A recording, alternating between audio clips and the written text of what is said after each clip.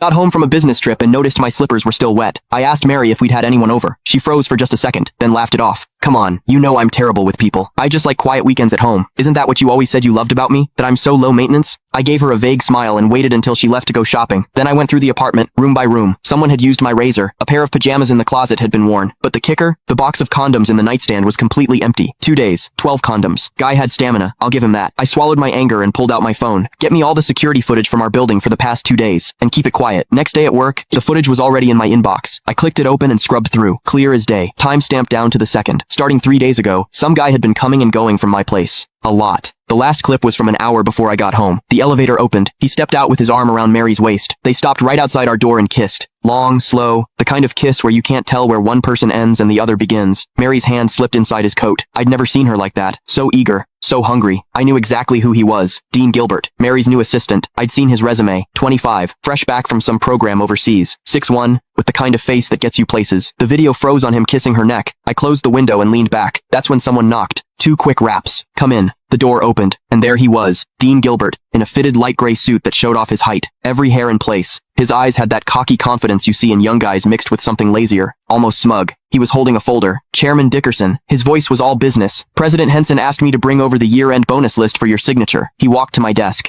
and set the folder down. No small talk. Didn't leave. Just stood there, waiting. Perfect posture. But his eyes drifted past me to the bookshelf like this was just some boring errand. I looked up at him. He didn't flinch. He even smiled, a smile that was hard to read. Normally, when Mary sent stuff like this or had her secretary bring it, I'd glance at the total and sign. She handled HR and finance. I'd always given her free rein. But today, I picked up the folder, opened it. I went through page by page. Bonuses ranged from tens of thousands to a few 100,000, nothing unusual for this year. Then I hit the last page. My hand stopped. Next to Dean Gilbert's name was a long string of numbers. Year end. Bonus. $1 million. And in the notes, plus one company BMW, 730 Li, $1 million.